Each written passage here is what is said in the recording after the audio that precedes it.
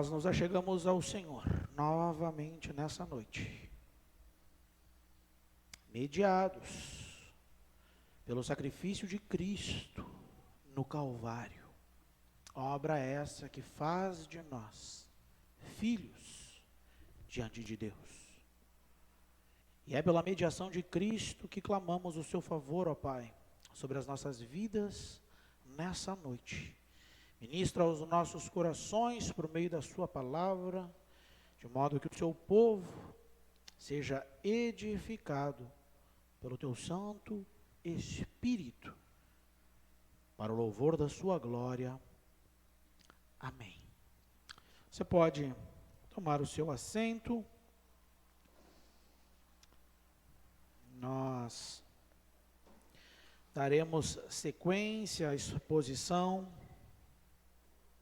do livro dos Atos dos Apóstolos, e hoje provavelmente nós iremos fazer a leitura e a exposição do texto que talvez seja o texto mais popular dos capítulos iniciais, se não de todo o livro de Atos dos Apóstolos.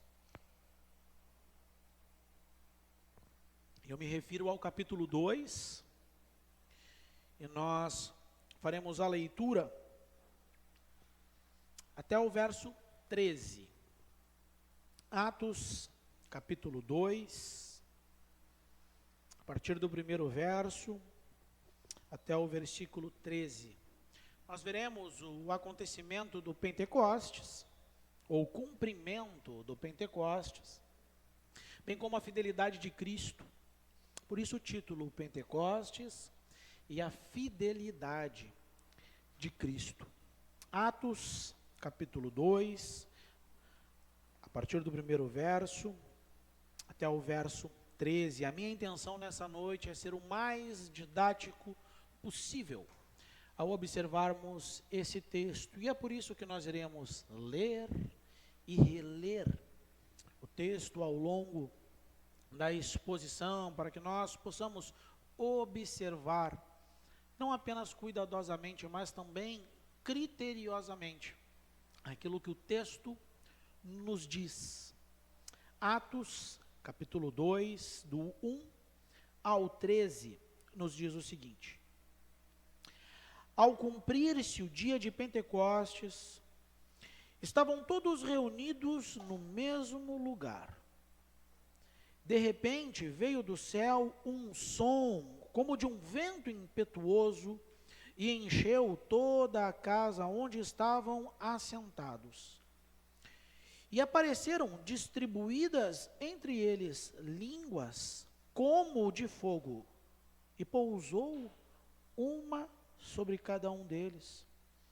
Todos ficaram cheios do Espírito Santo e passaram a falar em outras línguas, segundo o Espírito lhes concedia que falassem.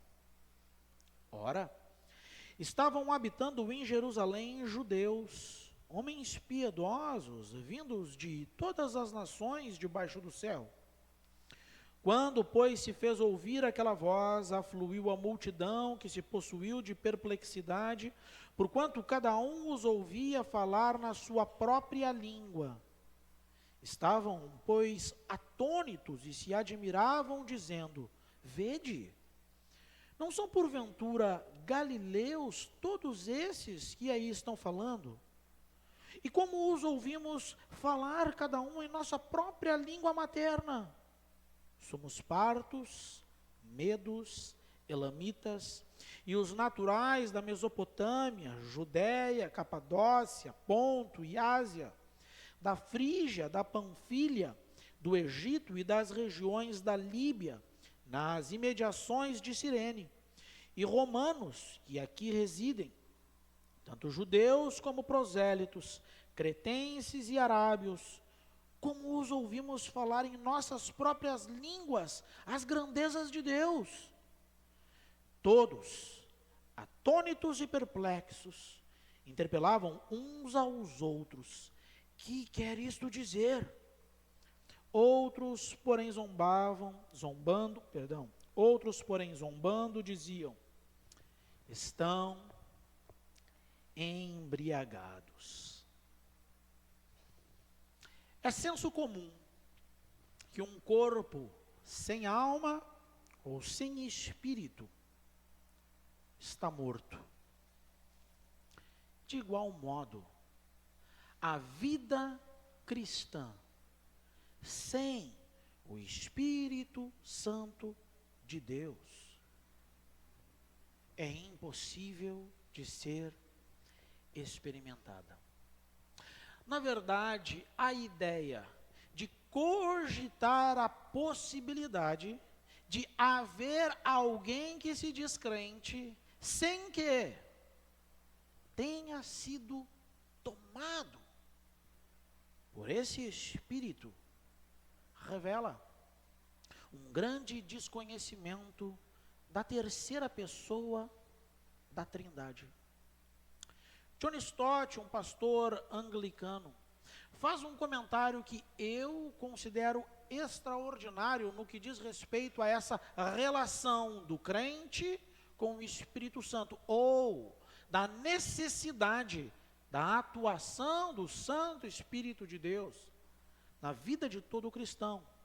Abro aspas para Stott, ele nos diz: não pode haver vida sem o doador da vida, nem entendimento da verdade sem o Espírito da verdade, nem comunhão sem a unidade do Espírito, nem caráter transformado segundo o caráter de Cristo sem o fruto do Espírito, nem testemunho efetivo da igreja sem o seu poder. Assim como um corpo sem respiração é um cadáver, uma igreja sem o Espírito não é igreja. É interessante a forma com que ele apresenta a necessidade da familiarização do crente com o Espírito Santo de Deus. E eu considero bastante curioso, porém não estranho, que até mesmo entre as civilizações pagãs há esse tipo de pensamento sobre a necessidade de um espírito vivificador ou capacitador para determinadas atividades. Se nós pararmos para observar o hino olímpico, que não tem absolutamente nada a ver com relação a uma atividade espiritual, e eu me refiro aos Jogos Olímpicos, as atividades esportivas em si. E esse hino foi composto em 1896, no primeiro dos Jogos Olímpicos da Era Moderna, composto por 2 gregos, em Atenas, em um ambiente completamente pagão. Esse hino, desde então, é sempre apresentado e entoado na abertura de cada edição dos Jogos Olímpicos. E é natural que nós nem sempre prestemos atenção na letra desse hino. Mas eu trouxe aqui para vocês observarem comigo as palavras contidas na primeira estrofe do hino das Olimpíadas. Ele diz: Espírito imortal da antiguidade, Criador augusto da verdade, beleza e bondade, desça aqui e apresente-se, radie sua luz sobre nós, por esse nobre campo, debaixo do céu, que primeiro testemunharam sua fama imperecível. Esse é o primeiro parágrafo e a primeira estrofe do hino. Mas nos desdobramentos e no avanço dessa canção, nós vamos perceber que, na perspectiva dos autores, em uma mentalidade completamente pagã, até mesmo os atletas ou aquele acontecimento em si necessitava de algum tipo de poder, habilitação ou capacitação por conta de um espírito olímpico ou desportivo. Hoje nós sabemos que pelo calendário é a Páscoa, ou celebra-se a Páscoa. E nós recebemos, compartilhamos, dividimos muitas mensagens. É o espírito pascal. No Natal nós geralmente somos tomados por esse espírito natalino. onde nós queremos que haja solidariedade, empatia, carinho, atenção. É o espírito daquele período. Mas quando nós observamos esse texto, nós entendemos, sem muito esforço, que quando nós tratamos do Espírito Santo de Deus, as coisas não são tão assim. Não são sazonais, não são temporárias. Não é um espírito que atua esporadicamente. Não é um espírito que, em determinadas datas ou circunstâncias, se manifesta. Mas eu trouxe esse exemplo desse hino, porque é certamente impressionante, meus irmãos, que qualquer pessoa sabe que sem Espírito não existimos. Certamente Lucas, o autor de Atos dos Apóstolos, também sabia dessa verdade. Dos 4 evangelistas, o Mateus, o Marcos, o próprio Lucas e João, ele é o que mais aborda, não somente a obra, a atuação, mas também tudo aquilo que resulta da ação do Espírito Santo. Tanto em Atos, como no Evangelho escrito por Lucas, Evangelho esse que leva o seu próprio nome, nós temos o registro da ação, da atuação do Espírito Santo de Deus. No Evangelho segundo Lucas, nós vemos que o ministério que o próprio Cristo recebeu da parte do Pai, só foi possível ser realizado mediante a ação do Espírito Santo com Jesus. Em Atos dos Apóstolos, mais especificamente aqui, no capítulo 2, que nós estamos iniciando a exposição na data de hoje, Lucas trata nos 13 primeiros versos da chegada desse Espírito. E eu concordo com John Stott e acredito que você também. Sem Espírito Santo de Deus, não há igreja. Da mesma forma que um corpo sem ar, uma pessoa sem o Espírito Santo, definitivamente não pode ser um crente. E por um único motivo. É o Espírito Santo quem vivifica o crente. É Ele quem traz vida. É o Espírito Santo quem unifica e nos faz poder ou conseguir viver em comunidade. É o Espírito Santo, quando atua em nós, que nos santifica e nos sustenta no caminho da santificação, e é Ele também quem nos dá poder para testificarmos de nosso Salvador. É dele que crentes individuais e igrejas recebem o poder para seguirem adiante na grande comissão recebida de nosso Salvador Jesus Cristo. E sabe qual é o problema? É que na mesma proporção da importância, da relevância, da necessidade de entendermos e compreendermos essa temática, está o tamanho da confusão que muitos fazem com a terceira pessoa da Trindade. E é por isso que, como eu disse no início, que eu vou tentar ser o mais pedagógico e cuidadoso possível na exposição desse texto nessa noite, é que eu vou abordar esses 13 versículos em 3 tópicos estritamente referentes àqueles homens, aquelas mulheres, aqueles discípulos que experimentaram algo da parte de Deus naquele tempo e que necessariamente precisa também refletir em nós e em todas as igrejas de Jesus Cristo por toda a história. Nós vamos ver o que aconteceu com os discípulos. Nós vamos ver o que aconteceu nos discípulos. E também veremos aquilo que aconteceu através dos discípulos. Da mesma forma que você pode pensar a respeito de você. O que a ação do Espírito Santo causou em você? Como isso aconteceu e como ele atua através de você.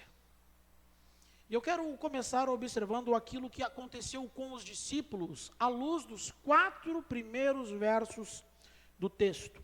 Aqui, Lucas nos informa que o Espírito desceu sobre eles e a sua vinda foi acompanhada por 3 sinais. Eu quero chamar a atenção de vocês para cada um desses sinais. O texto, do verso 1 ao 4, nos diz o seguinte: ao cumprir-se o dia de Pentecostes, estavam todos reunidos no mesmo lugar. De repente, veio do céu um som, como de um vento impetuoso, e encheu toda a casa onde estavam assentados. E apareceram distribuídas entre eles línguas como de fogo, e pousou uma sobre cada um deles. Todos ficaram cheios do Espírito Santo e passaram a falar em outras línguas, segundo o Espírito lhes concedia que falassem. Essas 3 experiências podem ser tranquilamente observadas como fenômenos naturais. Houve um barulho, houve um som, algo perfeitamente perceptível através da audição. Houve também um fenômeno que foi percebido pela visão. Algo que parecia, algo que era como uma espécie de língua de fogo que pousou sobre cada um deles. Mas houve um terceiro sinal também. Uma espécie de linguagem, que foi compreendida por todos, mas de uma forma que surpreendeu as pessoas que estavam ali. E se nós pararmos para pensar sobre ouvir um barulho, ver algo ou falar algo, aparentemente isso é estritamente natural. E não há nada de sobrenatural. No entanto, meus irmãos, esses sinais são sobrenaturais tanto na sua origem quanto no seu caráter. E eu quero tentar explicar isso melhor para vocês. O que eu estou tentando dizer é que a única maneira de compreender o significado desse evento é investigando o simbolismo por trás de cada um desses sinais, por trás de cada um desses fenômenos, desses acontecimentos sobrenaturais. E não há outra forma de se entender esse momento senão observarmos a chegada do Espírito Santo no dia do Pentecostes, estudando e observando cuidadosamente, nos termos bíblicos, todos esses símbolos. Porque se assim não for, nós certamente sairemos do trilho, perderemos a linha, perderemos o foco, e como acontece comumente, e não é de hoje, entre muitos movimentos carismáticos, e eu falo com muito carinho, com muito cuidado e com muito temor. Mas nós precisamos observar o que o texto de fato diz, à luz da própria palavra de Deus. Se nós nos permitirmos observar esse texto à luz de outras partes da Bíblia, certamente nós não ficaremos confusos ao observar esses fenômenos. E o primeiro fenômeno, ou o primeiro sinal que eu gostaria de tratar com os irmãos nessa noite, é o som como de um vento impetuoso. E eu já disse em outra vez aqui, em outra oportunidade, não houve um vento impetuoso, não houve árvores balançando, os cabelos despenteados, telhas batendo, não houve portas sendo agitadas, houve um som, houve um barulho, como um barulho poderoso, um barulho ensurdecedor. Todos que estavam reunidos ali ouviram um som semelhante a um vendaval, como se houvesse um poderoso tornado. Havia aquele barulho, como uma turbina de avião, algo poderoso, acontecendo nos ouvidos daquelas pessoas. Aquele som, meus irmãos, remetia todos os discípulos à ideia de que o poder de Deus definitivamente havia chegado sobre eles. E eu gostaria de fazer um desafio a vocês. Busque com diligência, em uma concordância bíblica, todas as vezes que a palavra vento, aqui pneu no grego, mas também pneuma, sopro, ou até mesmo espírito, como por vezes é traduzido, e perceba aonde e de que forma e em que contexto essa palavra traduzida por vento é utilizada. Certamente você irá se surpreender. Na maioria esmagadora das vezes em que essa palavra é utilizada, ela faz sempre referência à capacidade de Deus criar ou transformar algo.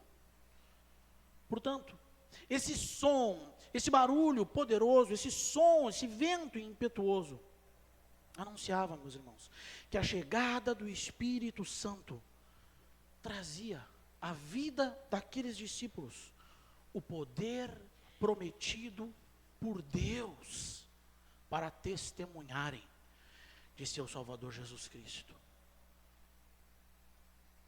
E como nós precisamos aprender sobre a necessidade de um crente testemunhar de Jesus.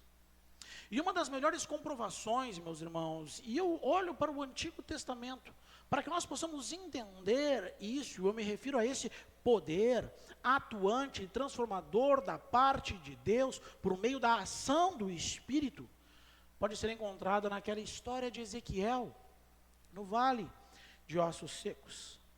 Observe comigo esse texto.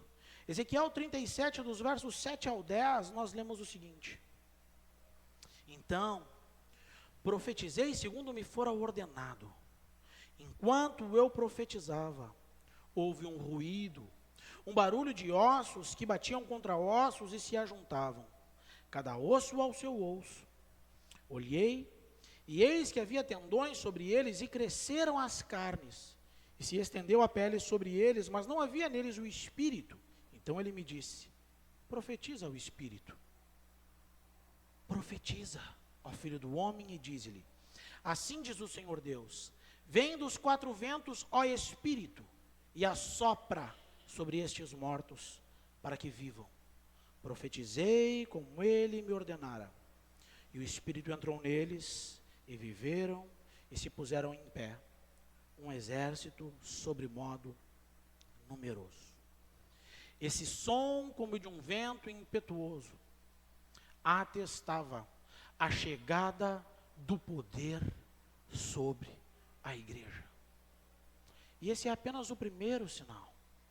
O segundo sinal que nós lemos nesses 4 versículos é que eles viram sobre cada um deles algo que era semelhante, parecido, algo que era como línguas de fogo. É isso que nos diz no verso 3.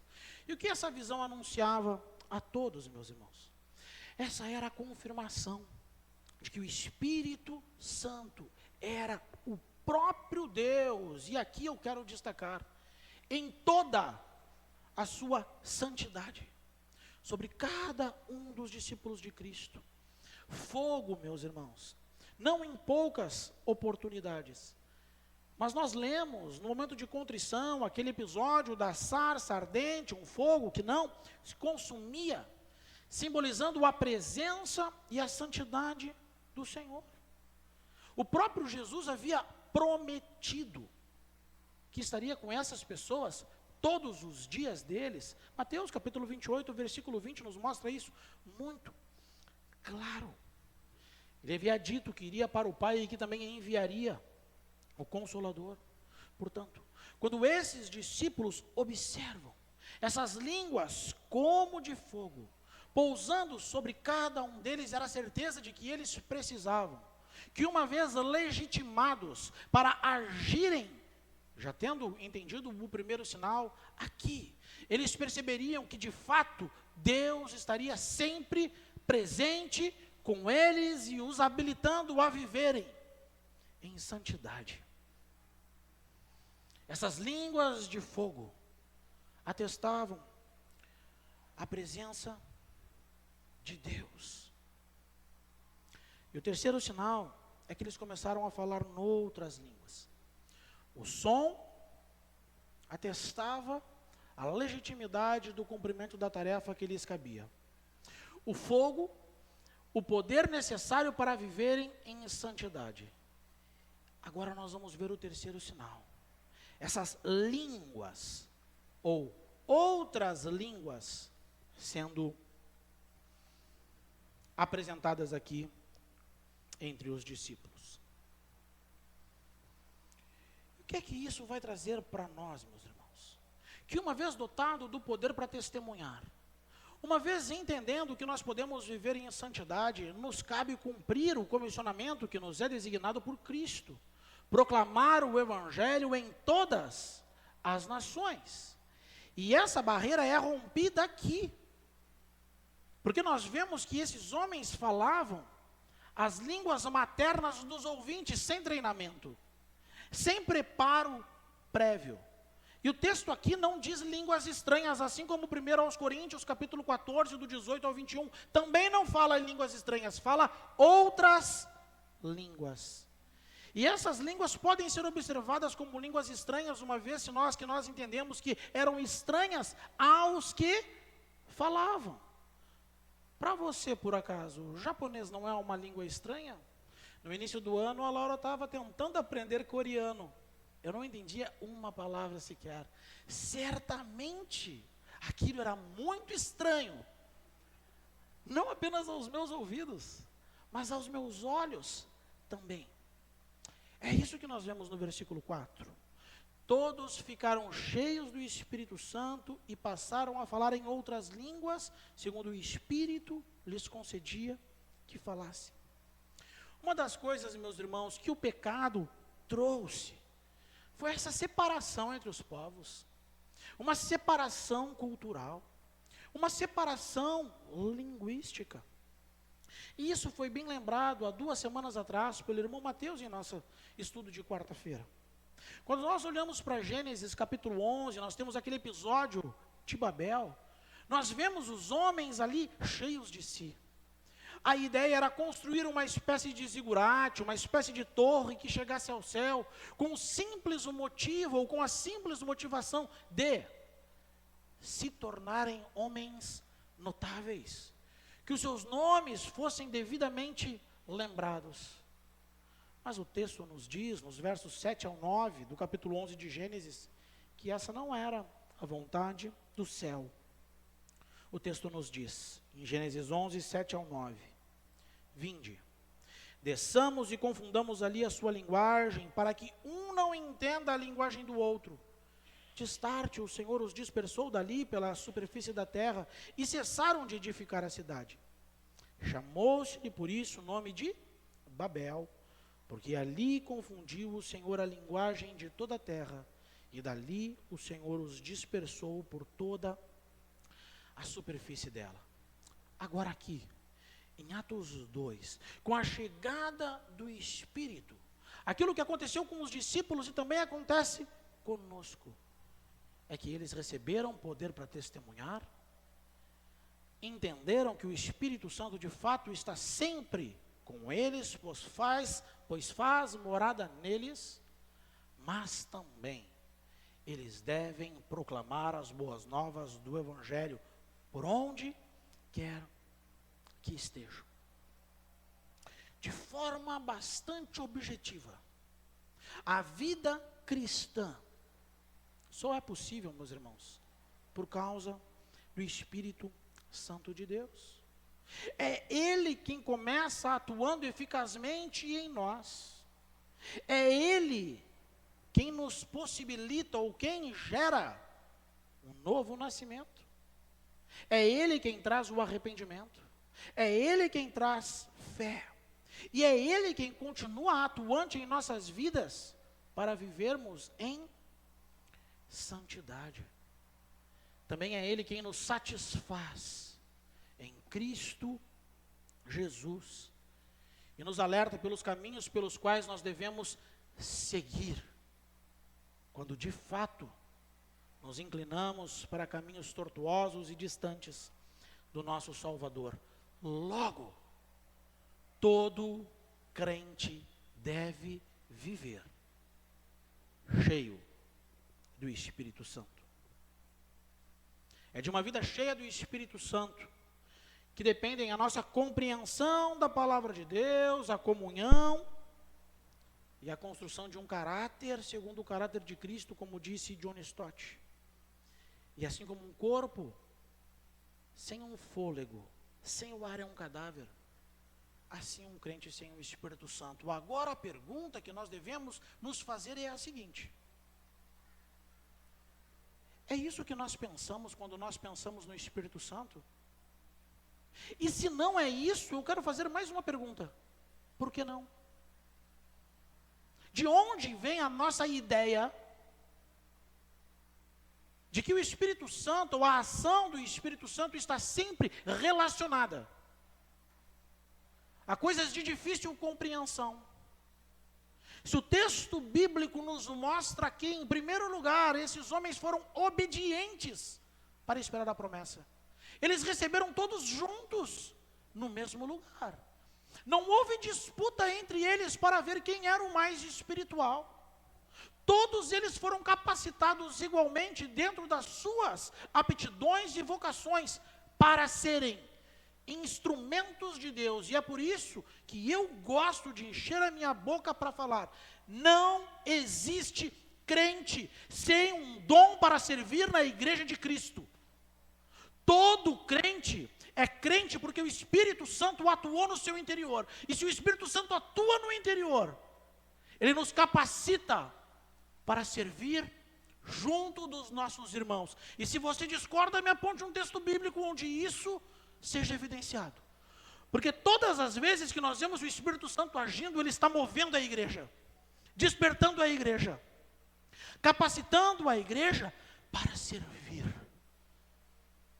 Não há disputas sobre espiritualidade entre aqueles que entendem o que de fato é ser cheio do Espírito Santo. 3 sinais, 3 significados, 3 nuances bíblicos que testificam a necessidade de toda igreja testemunhar de Jesus Cristo, entender que o Senhor está sempre conosco e levar adiante a pregação do Evangelho. Seja cheio do Espírito Santo, meu irmão. Seja cheio do Espírito Santo, minha irmã. E é isso que aconteceu com os discípulos. A minha oração é que isso aconteça com você também. Agora eu quero tratar com vocês aquilo que aconteceu nos discípulos. E para isso eu quero observar apenas 2 versículos, o verso 4 e o verso 11. O verso 4 nos diz que todos ficaram cheios do Espírito Santo e passaram a falar em outras línguas, segundo o Espírito lhes concedia que falassem. E o verso 11 vai dizer que eles estavam reunidos ali judeus de nascimento, mas judeus de outras nacionalidades também, apresentados aqui como prosélitos, um pessoal de Creta, algumas pessoas da Arábia. Então surge o questionamento no verso 11: como os ouvimos falar em nossas próprias línguas as grandezas de Deus? Perceba, o que é que eles estavam ouvindo falar? Eles não estavam ouvindo um balbuciar, algum tipo de sílaba sem sentido com outra sílaba sem sentido. Eles estavam ouvindo na sua própria língua o quê? As grandezas de Deus. Era isso que eles ouviam. Aqui nós temos o fenômeno: poxa, que coisa estranha. Quem ensinou os nossos idiomas para essa gente? Que tipo de treinamento linguístico, gramatical eles tiveram? Como nós estamos todos reunidos aqui, tem gente de tudo quanto é canto, afinal de contas era Pentecostes. E eu acho que eu não falei isso no início. Pentecostes era inicialmente uma festa agrícola, ok? E ela se dava geralmente não, 50 dias após a Páscoa. Contava-se a Páscoa 7 semanas, 7 vezes 7. 7 semanas, uma semana com 4 dias, 49. No 50º dia era o Pentecostes, que era a festa da colheita. E a gente de tudo quanto era canto para Jerusalém para celebrar. Tinha gente de todo lugar, de tudo quanto era língua. Esses discípulos estavam reunidos, esperando o cumprimento da promessa do Senhor. E na descida do Espírito Santo, começaram a falar as grandezas de Deus. e trazendo para a nossa realidade, os turistas, os estrangeiros, o pessoal que fala coreano, estava entendendo as grandezas de Deus na boca daquela gente. A vida cheia do Espírito Santo, meus irmãos, muda inclusive a nossa forma de comunicar. Alguém cheio do Espírito Santo não usa a fala para confusão, para criar ruídos, para fazer alaridos, porque da boca dela deve sair as grandezas de Deus. E essa deve ser a preocupação de alguém cheio do Espírito Santo. O que há é uma conversa edificante, palavras que conduzem à salvação, porque apresentam, revelam, testificam do Salvador. Palavras que trazem conforto, que trazem alento, porque apresentam o Evangelho, que chama ao arrependimento e transforma absolutamente as vidas. E note, meus irmãos, que Paulo faz um contraste bem interessante ao tratar dessa questão de alguém cheio do Espírito Santo, com um tipo de linguagem que ninguém entende. Infelizmente, todos nós conhecemos e já vimos pessoas bêbadas. E se tem uma coisa que é difícil, assim como entender o coreano, é entender um bêbado. Ele enrola a língua, ele não consegue organizar o pensamento, as ideias parecem não ser bem apresentadas ali. Mas não é isso que acontece com uma pessoa cheia do Espírito Santo. É por isso que a linguagem de alguém cheia do Espírito Santo não pode ser uma linguagem confusa ou que gera confusão.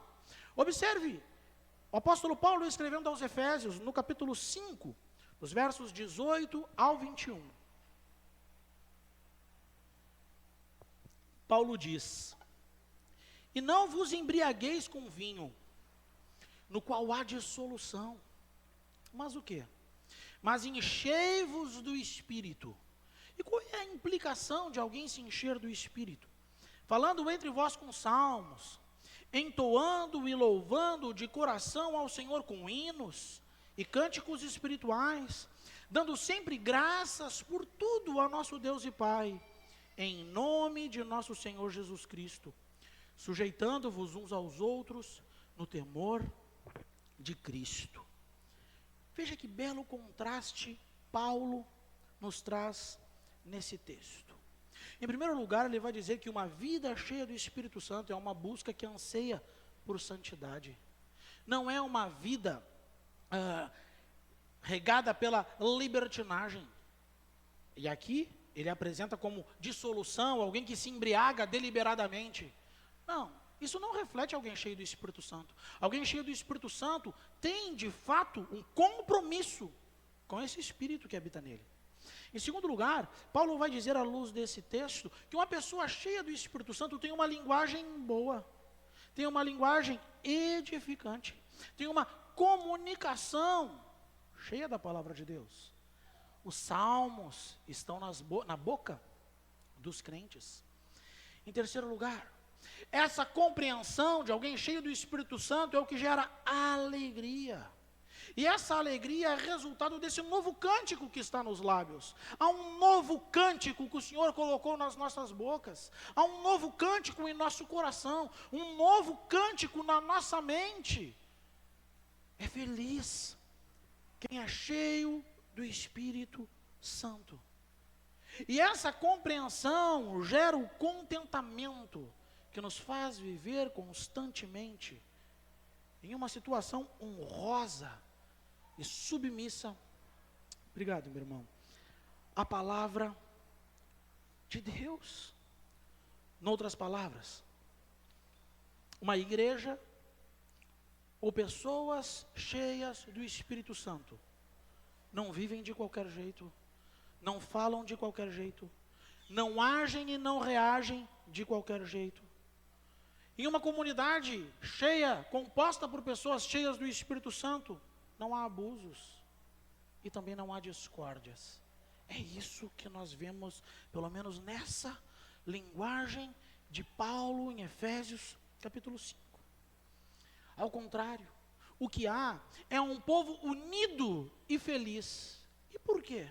Porque sabe que está unido e feliz no entorno da mesa do próprio Cristo. Observe como isso se traduz de maneira prática a uma igreja. Aqui mesmo, no capítulo 2, você não precisa abrir, o Ivan provavelmente vai projetar aqui, mas nos versos 42 e 47, aqui do capítulo 2, nós iremos chegar lá, mas aqui, nós vamos ver exatamente como essa igreja, cheia do Espírito Santo, agia. Observe o que esse texto nos diz. Atos 2, 42 ao 47. E perseveravam na doutrina dos apóstolos e na comunhão. E aqui nós já precisamos parar para pensar. A igreja estava reunida cheia do Espírito Santo. Perseveravam e continuavam unidas. De qualquer forma, de acordo com as suas ideias, de acordo com as suas opiniões, de acordo com a sua perspectiva, com a sua percepção de mundo. Não. Na doutrina dos apóstolos. E dos 12 mais Paulo, tá? Não é dos apóstolos modernos, não. É naquela doutrina que a igreja permanecia. E porque era cheia do Espírito Santo, vivia em comunhão. E no que mais? No partir do pão e nas orações. Uma igreja cheia do Espírito Santo é uma igreja que ora, meus irmãos. Os crentes oram nos seus lares. A igreja ora quando se reúne. O texto avança. Em cada alma havia temor. Havia temor de Deus. Havia reverência no momento do ajuntamento. Muitos prodígios e sinais eram feitos por intermédio dos apóstolos. E agora veja que interessante. Todos os que creram estavam juntos e tinham tudo em comum. Vendiam as suas propriedades e bens, distribuindo o produto entre todos, à medida que alguém tinha necessidade. E aqui eu quero abrir um parênteses. Não pense você que para fazer parte da igreja de Jerusalém, as pessoas tinham que vender absolutamente todas as propriedades. Muitos fizeram, mas nem todos. O que esse texto deixa claro é que não havia dentro da igreja, dentro da comunidade, alguém com uma vida completamente farta, enquanto o outro não tinha nem o que comer. Dentro da comunidade isso não existia. Aqueles que podiam compartilhar, compartilhavam. E nós não precisamos mentir ou enrolar alguém no momento das ofertas ou pedir, porque nós cremos que ensinando o Evangelho, o próprio Espírito Santo cria nos crentes um coração generoso e solidário. E se você é alguém cheio do Espírito Santo, você não fica em paz, tendo de sobra, enquanto o irmão do lado não tem um calçado, não tem um agasalho, ou não tem um alimento sobre a sua mesa. A propósito, quando você ora pelo alimento, você pensa, lembra do seu irmão que talvez não tenha a mesma quantidade de alimentos sobre a mesa dele?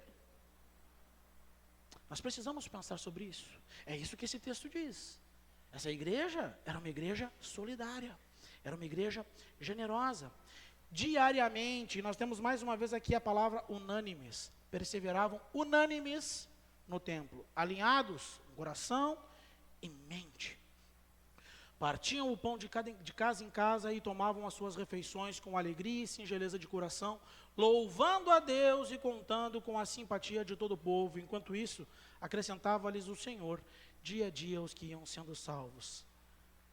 Essa é uma igreja cheia do Espírito Santo. É uma igreja que vive em comunidade. É uma igreja que sofre com os que sofrem. É uma igreja que pensa naqueles que têm uma situação ou uma condição menos favorável. É isso que o Espírito Santo gera. O Espírito Santo não permite que a gente olhe para mais ninguém com descaso, quanto mais para um irmão em Cristo, a não ser que nós não entendamos ou negligenciemos absolutamente aquilo que de fato o Espírito Santo fala aos nossos corações. E mais uma vez eu quero dizer, esse texto não possui argumento para que nós venhamos a dizer, venda a sua casa para compartilhar com a igreja, venda o seu carro e dê para a igreja, não acredite naquelas conversas, dê o seu todo, dê tudo para... Não precisa dar tudo, mas seja solidário com aquilo que o Senhor tem compartilhado com você, seja solidário com seus irmãos, seja grato a Deus por Ele ter lhe abençoado, mas não esqueça do irmão que está próximo a você. Esse é o coração de alguém cheio do Espírito Santo. É isso que o Espírito Santo faz. Você alguma vez pensou que isso era o que o Espírito Santo tem tentado fazer na sua vida? E mais uma vez eu pergunto, se não, por que não? Que textos você tem lido para pensar no Espírito Santo? Nós nos limitamos no primeiro momento nos 4 primeiros versos. Nós vimos que a igreja estava junto. Nós avançamos um pouquinho mais e lemos o 4 e o 11. Nós vimos que a igreja estava junto. Nós fomos para o final do capítulo 2, 42 ao 47. Mais uma vez a igreja está junto. O que você pensa que o Espírito Santo quer fazer com você?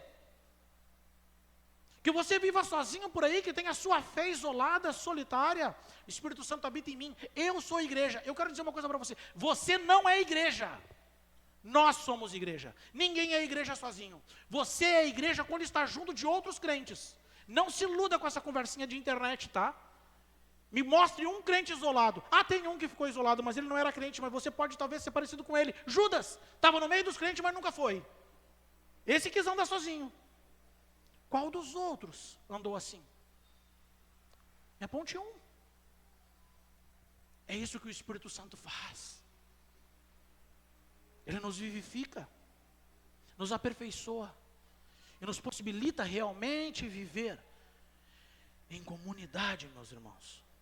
É por isso que o Pentecostes não serve como um padrão para tipos de fenômenos que se deve esperar ou buscar nos dias de hoje. Não pense você que você deve orar, Senhor, eu quero ser cheio do Espírito Santo, me deixe ouvir novamente esse vento que os irmãos ouviram no passado, eu quero ser cheio do fogo. Não. Não se confunda, a propósito, tem um lugar onde o fogo nunca se apaga. Eu tenho certeza que ninguém aqui quer ir para lá.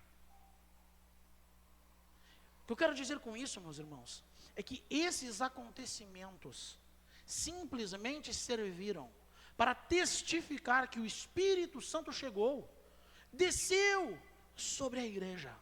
A promessa foi de fato realizada. A fidelidade por parte dos profetas do Antigo Testamento, como nós mesmos lemos na abertura do culto, no texto de Joel, como o próprio Cristo prometeu no capítulo 1 de Atos, se cumpriu. É isso que nós vemos aqui. O Pentecostes foi o cumprimento de uma promessa. O crente agora conta com o poder de Deus para viver em novidade de vida e testemunhar de Jesus Cristo.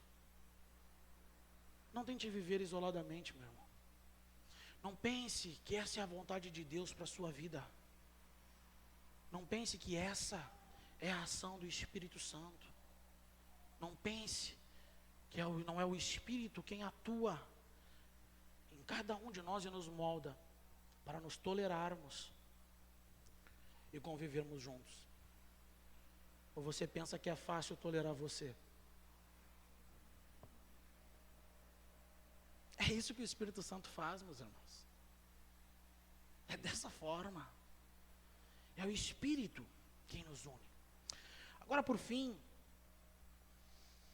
eu quero conversar com você sobre aquilo que aconteceu através dos discípulos. Nós já vimos aquilo que aconteceu com os discípulos, aquilo que aconteceu nos discípulos, agora nós veremos aquilo que aconteceu através dos discípulos. E mais uma vez nós vamos iniciar no versículo 4. E dessa vez eu gostaria de fazer a leitura do versículo 4 até o final do texto, mais uma vez, o verso 13. É a chegada do Espírito Santo, meus irmãos, que faz repartir, ou sermos capazes de repartir aquilo que de Deus recebemos. Do 4 ao 13, nos diz o seguinte: todos ficaram cheios do Espírito Santo e passaram a falar em outras línguas, segundo o Espírito lhes concedia que falassem. Ora, estavam habitando em Jerusalém judeus, homens piedosos, vindo de todas as nações debaixo do céu. Quando, pois, se fez ouvir aquela voz, afluiu a multidão, que se possuiu de perplexidade, porquanto cada um os ouvia falar na sua própria língua. Estavam, pois, atônitos e se admiravam, dizendo: vede, não são porventura galileus todos esses que aqui estão falando? E como os ouvimos falar, cada um em nossas próprias, ou melhor, em nossa própria língua materna. Somos partos, medos, elamitas e os naturais da Mesopotâmia, Judéia, Capadócia, Ponto e Ásia, da Frígia, da Panfilha, do Egito e das regiões da Líbia, nas imediações de Cirene e romanos que aqui residem. Percebem as localidades? O texto especifica de onde eram as pessoas que estavam ali, observando esse acontecimento. Verso 11. Tanto judeus como prosélitos, cretenses e arábios, como os ouvimos falar em nossas próprias línguas as grandezas de Deus. Todos atônitos e perplexos interpelavam uns aos outros. Que quer isto dizer? Outros, porém, zombando, diziam: estão embriagados. Como eu já disse, aquilo que aconteceu em Pentecostes no que diz respeito às línguas, era que as línguas eram estranhas. Tem que pegar a pilhazinha. Dentro da...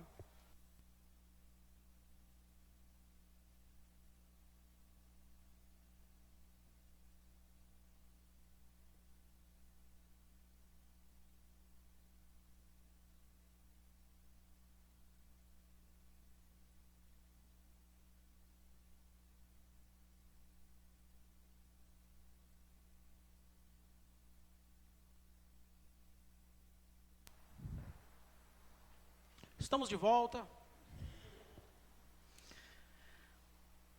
O que eu queria dizer, ou o que eu já disse, é que esse fenômeno das línguas, ou de outras línguas, é que essas línguas eram estranhas aos ouvintes.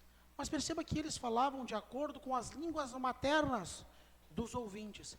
E é por isso que eu gosto de dizer, meus irmãos, em uma outra oportunidade, acho que foi com o próprio irmão Jason, nós conversando aqui, nós precisamos observar textos mais obscuros das Escrituras à luz de textos mais claros. Portanto, se você observar 1 aos Coríntios capítulo 12, 1 aos Coríntios capítulo 14, onde nós temos essa manifestação ou essa argumentação a respeito das línguas, nós vamos ver que tanto Paulo, na 1 aos Coríntios, quanto Lucas aqui em Atos, está falando de outro idioma. E Paulo deixa claro lá, não adianta ninguém vir falar à igreja em outras línguas ou línguas estranhas se não houver quem interprete. Se vier alguém aqui falar em coreano, nós entenderíamos? Só a Laura, será que entenderia? Não sei não, hein? Mas veja bem, essa é a realidade aqui. Essa é a realidade em 1 Coríntios capítulo 14 e 12. E nós não temos como olhar capítulo 14 e 12 da 1 Coríntios sem considerarmos essa manifestação ou essa realidade de Atos capítulo 2. E por quê? Porque trata do mesmo assunto.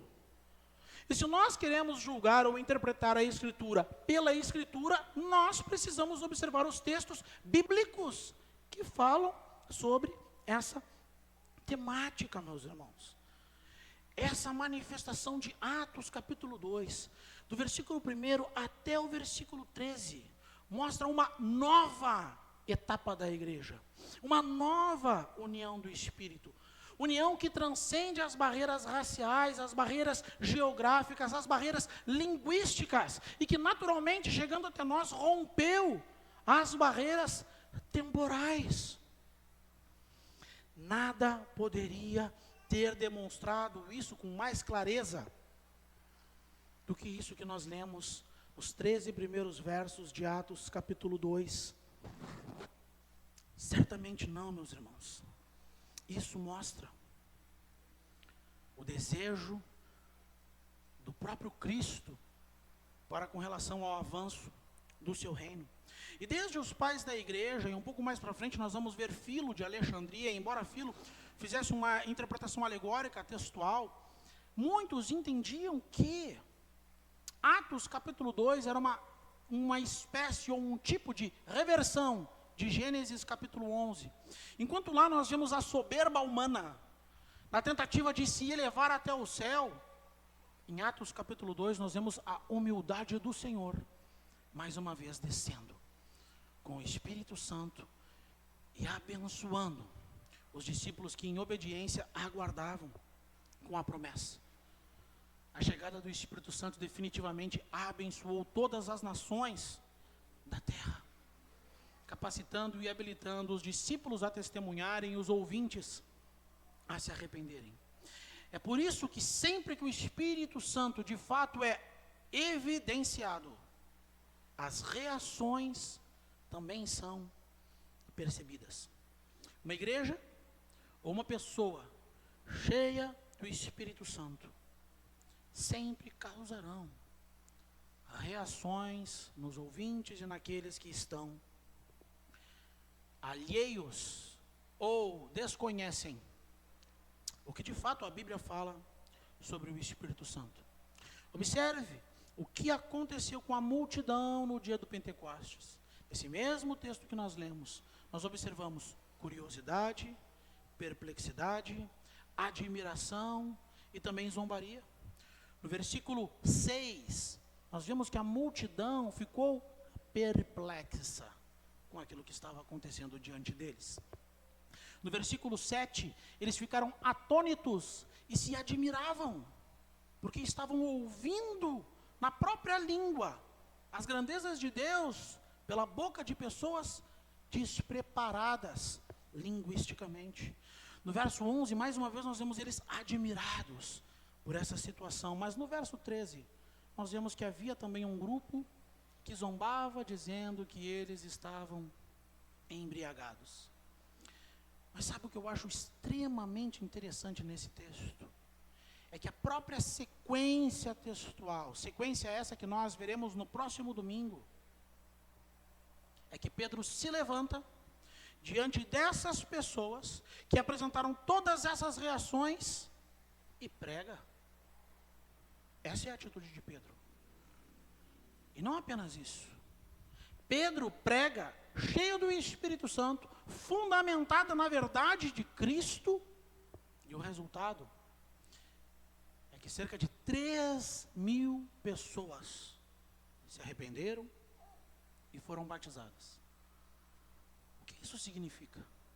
Que toda vez que o Espírito Santo de fato se manifesta, como ele de fato é, as reações também são evidentes. Haverá perplexidade, haverá curiosidade, haverá admiração, mas também haverá zombaria. E veja onde nós podemos observar um aspecto muito triste no nosso contexto especificamente. Se nós falássemos a respeito de alguém cheio do Espírito Santo, qual é a imagem que vem à sua cabeça? Veja, aquela pessoa está cheia do Espírito Santo, qual é a imagem que vem? Eu desconfio no que você está pensando. Agora a pergunta é, por que que isso não é zombaria na maioria das situações em que esse tipo de prática acontece? Porque culturalmente isso é visto como alguém cheio do Espírito Santo. Mas alguém que simplesmente se debruça sobre o texto, explica o texto, aplica o texto e se esforça para viver o texto, é alvo de crítica e zombaria no nosso contexto. A pergunta é, mais uma vez a mesma, por quê? E dessa vez eu gostaria de responder. Porque a igreja vive distante daquilo que de fato o Espírito Santo está fazendo na nossa vida. O Espírito Santo, meus irmãos, nos habilita para vivermos para a glória de Cristo. Não para darmos cambalhotas e estrelinhas em nome de Deus. Não para falarmos uma série de palavras sem sentido, onde ninguém entende absolutamente nada e todo mundo fala ao mesmo tempo. Como se aquilo testificasse, de fato, de alguém cheio do Espírito Santo. Me diga se alguém não entendeu a pregação de Pedro. Ou alguém vai ousar dizer que Pedro não estava cheio do Espírito Santo. É a sequência do texto, meus irmãos. São os mesmos ouvintes. É na mesma situação, no mesmo contexto. É o contexto imediato do texto. É isso que acontece aqui. O Espírito Santo desce, o que está acontecendo? O que está acontecendo? Olha, nós estamos entendendo, nós estamos ouvindo. E agora, o que vai acontecer? Pedro vai dizer, viu? Ah, vocês estão zombando? Não, Pedro se levanta e prega. É isso que o Espírito Santo faz. A obra do Espírito Santo, meus irmãos, não é um espetáculo circense. Não faz de nós pessoas que perdem o sentido, que perdem o senso, que perdem a lucidez, que entram em um êxtase, sem discernir aquilo que de fato Deus ensina por meio da sua palavra. Me permita trazer pelo menos mais 2 aplicações para nós aqui. A chegada do Espírito Santo, da forma com que nós lemos em Atos capítulo 2, não irá se repetir. Não espere ver línguas de fogo na cabeça de ninguém, não ore por isso. Mas esse acontecimento também não deve ser ignorado. As manifestações sobrenaturais, como nós vimos aqui, ficaram para trás. Mas existe uma manifestação sobrenatural que acompanha toda a igreja, a partir daqui até o Apocalipse. E que manifestação é essa? Pregar o Evangelho, para que as vidas sejam transformadas por meio do Espírito Santo. E para que a igreja testifique e testemunhe com fidelidade da palavra de Deus. Eu não sei você, meus irmãos, mas infelizmente eu já tive tristes experiências com gente que aparentemente era cheia do Espírito, cheia do reteté, péssimo marido, péssimo pai, péssimo crente, péssimo profissional, péssimo irmão, péssimo vizinho, mas falava churicanta labaxê do início ao fim do culto. Isso é alguém cheio do Espírito? Sabe onde nós vemos alguém cheio do Espírito? É de segunda a sábado, meu irmão. Do momento que acorda ao momento que dorme. É no trabalho. É no trato para com a sua família. Um homem cheio do Espírito Santo tem preocupação com seus filhos com relação ao ensino do Evangelho. Uma mulher cheia do Espírito Santo tem compromisso com o seu lar, com a sua vocação, com as suas atividades. Uma criança, um jovem cheio do Espírito Santo, honra os pais. Não faça ensaio de pulinho para lá e para cá, corridinhas para lá e para cá, e linguagens para lá e para cá. Glorifique a Deus por meio da sua vida. Encha-se do Espírito Santo. E é verdade que eu já conheci pessoas que eram ótimos cristãos, tinham ótimos testemunhos. Eu não estou generalizando. Eu tenho bons amigos que considero irmãos em Cristo, em ambientes pentecostais e neopentecostais. Mas o que eu quero dizer é que nós não podemos nos iludir com um certo vocabulário evangelicalizado. O Espírito Santo faz de nós novas criaturas, meus irmãos. Não nos permite mais andar em paz no pecado, sem preocupação com santidade. Como alguém cheio do Espírito navega naturalmente na internet por sites que não deveria, vendo páginas que não deveria, usando linguagens que não deveriam, negligenciando seus compromissos nos seus lares, dando um péssimo testemunho no trabalho. Se nós cremos que o Evangelho transforma o indivíduo, deve nos transformar em todas as esferas da nossa vida. E eu não estou dizendo que isso é fácil.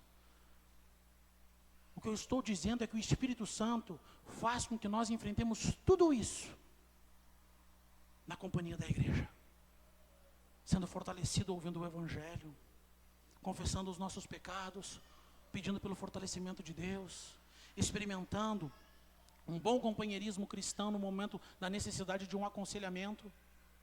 É isso que o Espírito Santo faz, meu irmão. Terceiro ponto, terceira aplicação. A chegada do Espírito Santo confere ao crente poderes tais que ninguém poderá explicar. E é claro que os mais céticos irão tentar argumentar: ah, mas esse tipo de mudança é porque ele passou a frequentar a igreja, aí as pessoas lá agem assim, as pessoas lá agem assado, ah, ele parou com isso, ele parou com aquilo.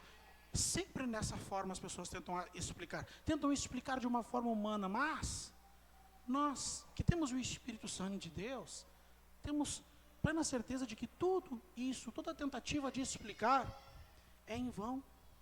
Porque quando o Espírito Santo vem sobre a vida de alguém, ele não deixa espaço para explicações humanas acerca das profundas transformações que ele causa na vida do indivíduo.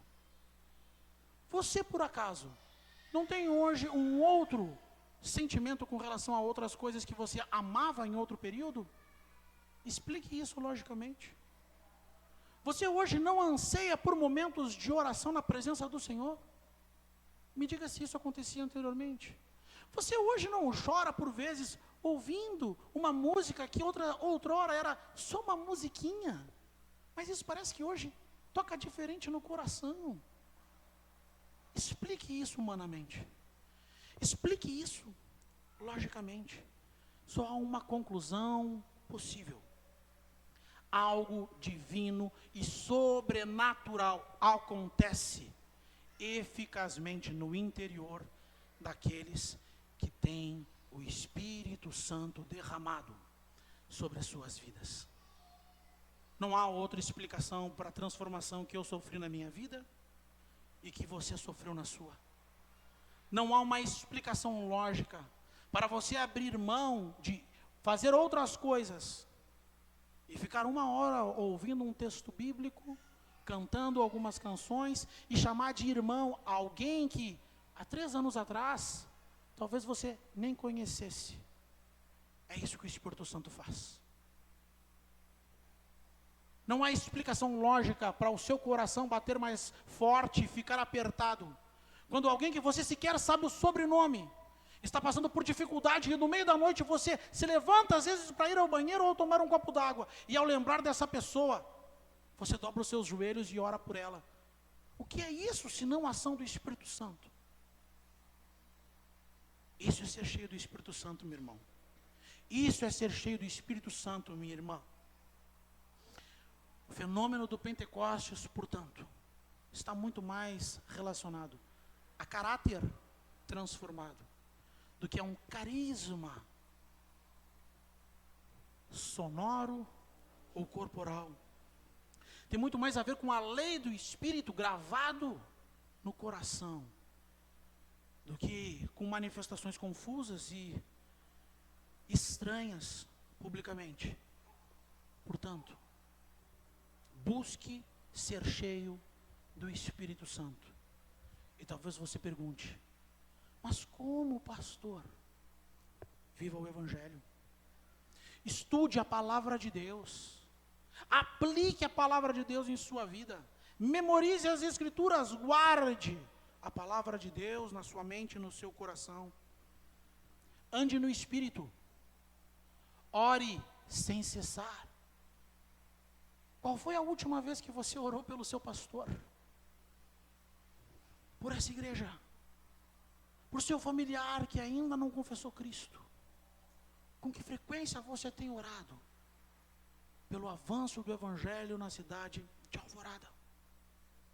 Cultive o fruto do Espírito. Nas palavras de Paulo, desenvolva a sua salvação com temor e com tremor. E por fim, fale de Cristo. Mas fale de Cristo no poder do Espírito. Anuncie o Evangelho. Você não ouviu esse som de um vento impetuoso. Você nunca viu línguas semelhantes a línguas de fogo sobre a cabeça de ninguém. E eu tenho certeza que você nunca viu um americano, um japonês ou um coreano, ou seja lá a nacionalidade que for, vir para o Brasil e sem nenhum preparo falar em português abertamente. Mas sabe algo que aconteceu com você? Você se arrependeu dos seus pecados por meio do Espírito Santo. A fé foi gerada no seu coração por meio do Espírito Santo. E você foi chamado, foi comissionado para proclamar o Evangelho. É disso que se trata o Pentecostes.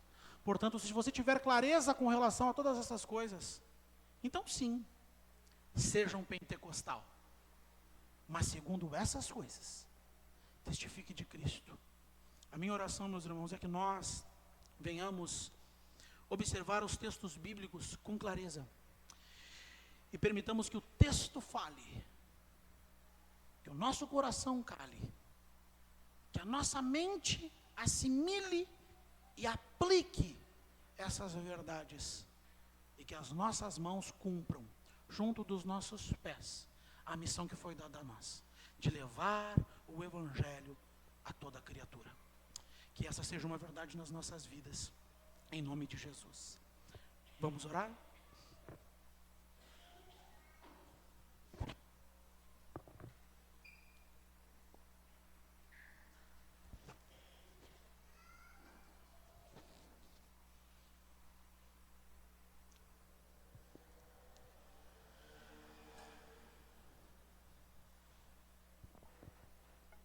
Pai, nós lhe agradecemos por sua palavra. Nós sabemos, ó Deus, que somos tão pequenos diante do Senhor, somos tão fracos, falhos. E a única forma de entendermos, Senhor, aquilo que fazemos, se é que é possível falar, em prol do Teu reino, é porque é o Teu Espírito quem nos conduz. Eu oro, Senhor, te pedindo, para que a Tua igreja perceba que ela é cheia do Espírito, Senhor. Desperta o Teu povo para a realidade que está sobre ele. Desperta, Senhor, homens e mulheres, e eu oro especificamente por essa comunidade, Pai, para que nós vivamos como pessoas cheias do Espírito. Aviva o Teu povo, Senhor. Traz sensatez, lucidez, seriedade e compromisso para a igreja que foi comprada por Teu Filho Jesus. Pai, nós não estávamos em Jerusalém, nós não vimos, não testemunhamos de forma ocular aquele acontecimento, Pai, mas pela fé nós experimentamos hoje, porque cremos que a Tua palavra é a verdade. E pela fé, Senhor, cremos que esse Espírito repousa em cada um de nós. Enche, Senhor, as nossas vidas, Pai, com esse Espírito. Traz intrepidez, Senhor, aperfeiçoa os homens, os maridos, as mulheres, as esposas, os jovens, Senhor, para que vivamos, Senhor, em compromisso com o Senhor, com fidelidade ao Seu Filho, solidariedade ao irmão e temor ao Senhor. Traz aos nossos corações, Senhor, um coração que bate mais forte quando observamos textos como esses, que nos enchem de coragem, textos que nos fazem descansar, sabendo que por onde quer que nós andarmos, Senhor, o Senhor estará presente. E é por isso que nós não precisamos de outra força, de outro auxílio, de outro recurso, a não ser desfrutar de tudo aquilo que essa benfaceja obra nos oferece. Por isso oramos agradecidos, ó Pai, por Sua fidelidade em Cristo, e por podermos hoje desfrutar de tudo isso que acabamos de ler, observar e testemunhar pela fé, por meio da Tua palavra. Em nome de Jesus. Amém.